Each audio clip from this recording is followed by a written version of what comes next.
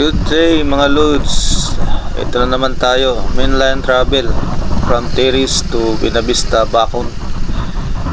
Magdadive ako dito.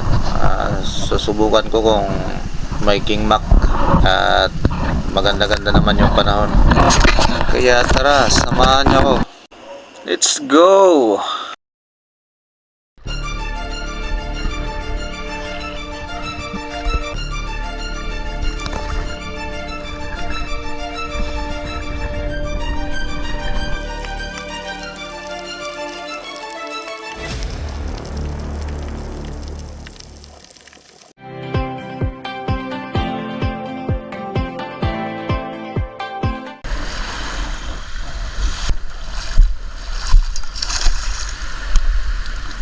Another day, another adventure na naman to.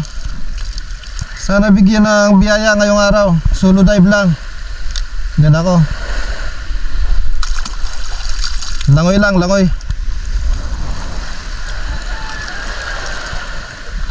Alright.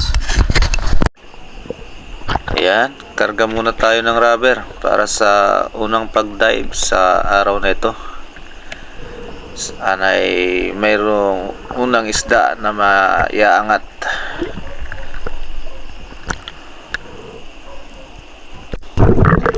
Unang dive at warm up muna sa mababaw lang.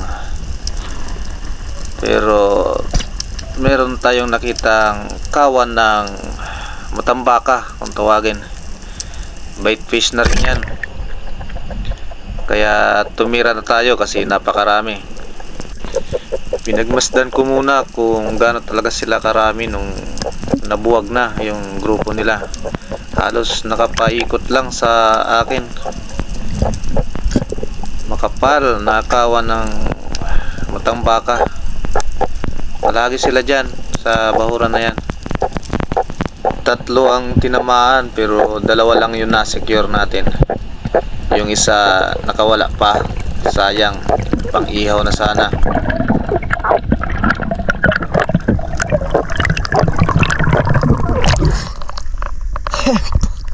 Tatlo sana. Wala yung isa. Paprito. Sata. Dami.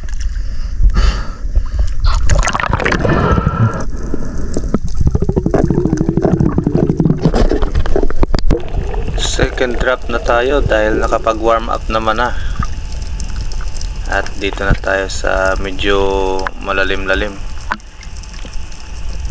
Dito kami madalas makakuha ng King Mac. Pero sa pagkakataong ito halos wala akong napansing mga bite fish man lang. Mahina kasi ang current kaya halos wala sila dito sa bahurang ito.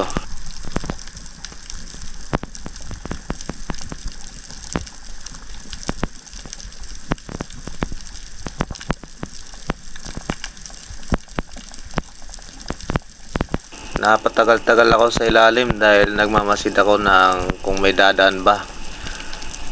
At napansin ko ang isang coral trout na pabalik-balik lang. Kaya wala akong ibang naging target kundi ito na yung sumunod na isda natin sa araw na ito. Isang coral trout na good size na rin.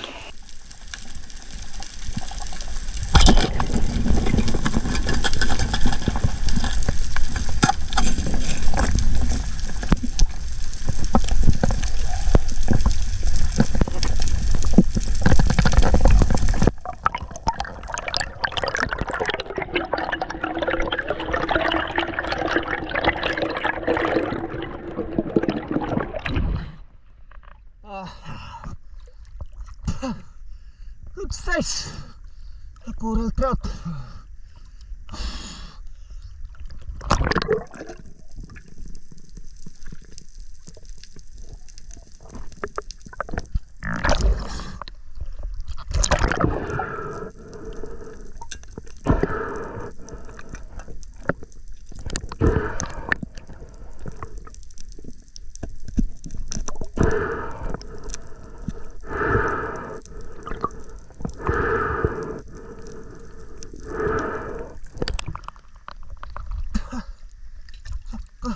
pula-pula sa sabaw nito. Sarap.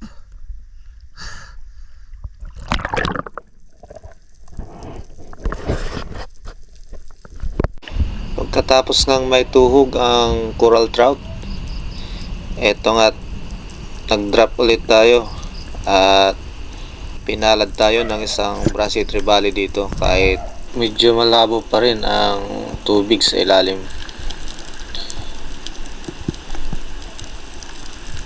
Isang Brasi Trevally na 2 kilos na ang natira natin dito sa spot na to, dito sa Binavista.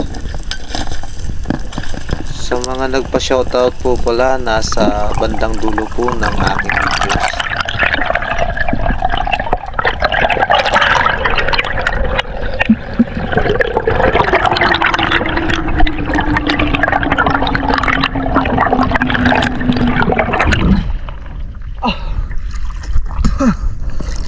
Kadali ka tayo na isa.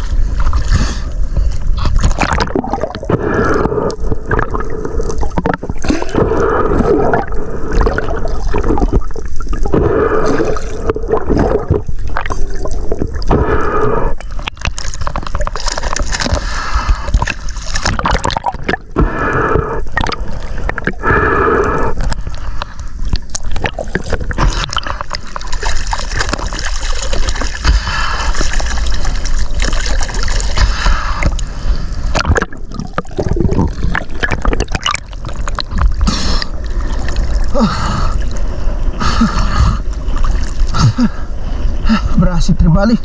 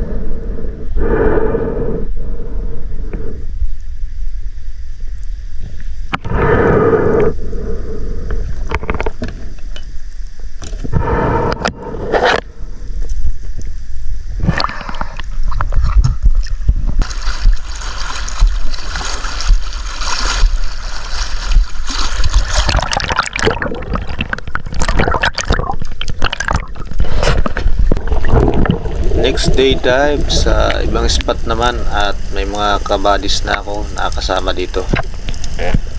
Unang drop at malabo pa rin ang tubig.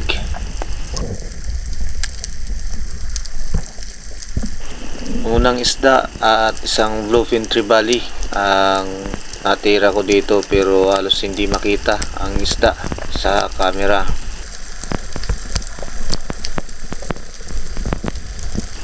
Isang biglaang daan lang ng bluefin trevally kaya tumira tayo kagad. Hindi ko kagad nahatak yung shooting line ko kaya sumabit yung isda sa ilalim. Kaya't nag-ipon muna ng hangin para agad na mabalikan yung shooting line na isinabit ng isda. Pasensya na pala minsan sa voice over ko kasi nakikisali yung mga dugi dito sa kalsada. Isang good size na bluefin trevally na rin to at goods na rin sa pangulam.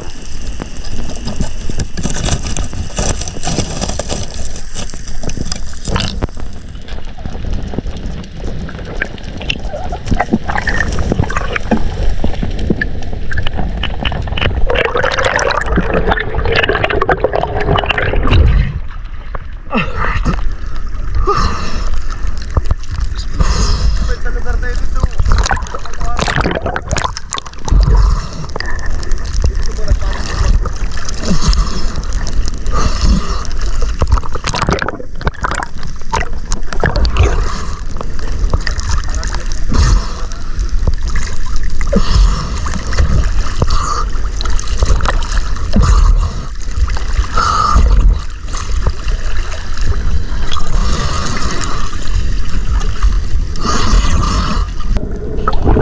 ito na nga, sa dive na ito, isang King Mac na 6.5 kilos ang naiakyat namin dito.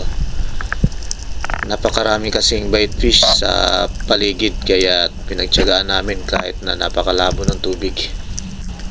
Pag ganyan kasi na maraming bite fish, halos 95% na maraming pelagic, kaya mamaw na nandyan lang na nakaabang.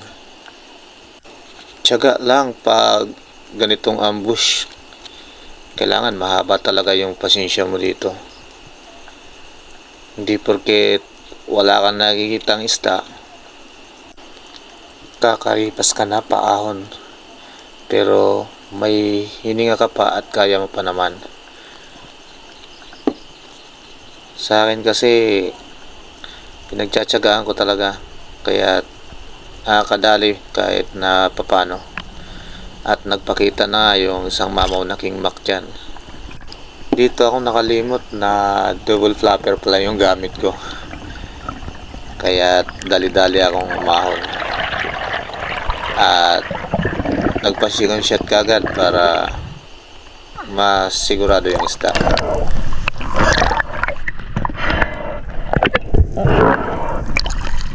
Second shot!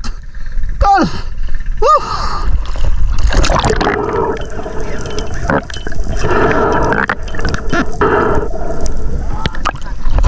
Haba! Hinila ng hila!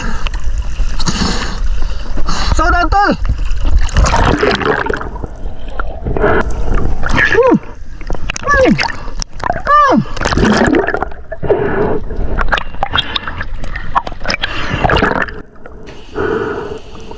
Kaya na sanang second shot ni Utol yan, kasi napansin niyang tumagos naman yung shot dun sa isda at maganda naman yung patama. Kaya lang mapilit talaga ako dahil nakalimutan ko talaga. Sayang kasi kung makawala lang, kaya second shot na rin. At thank you na din kay Utol.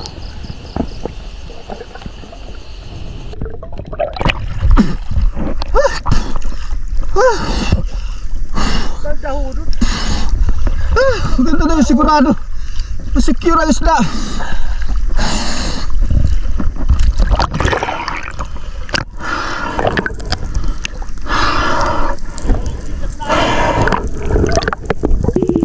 Shoutout ko na rin pala si Rolly Tirariray ng Camiguin Island, Spiros. Dive safe din palagi mga bro. At shoutout din sa iyo, Sir Jolito Kista.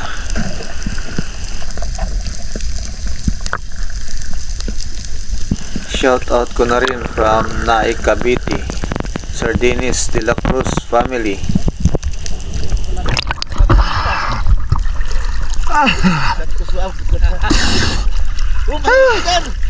Malaki na, hawaw na.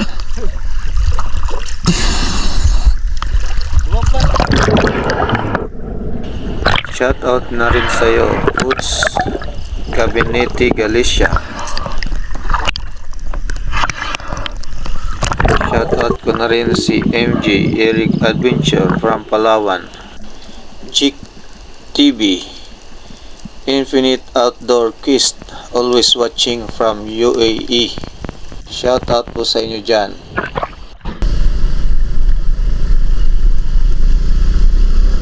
Shoutout ko na rin si Romel Divina, laging nanonood ng aking mga videos. Ingat palagi.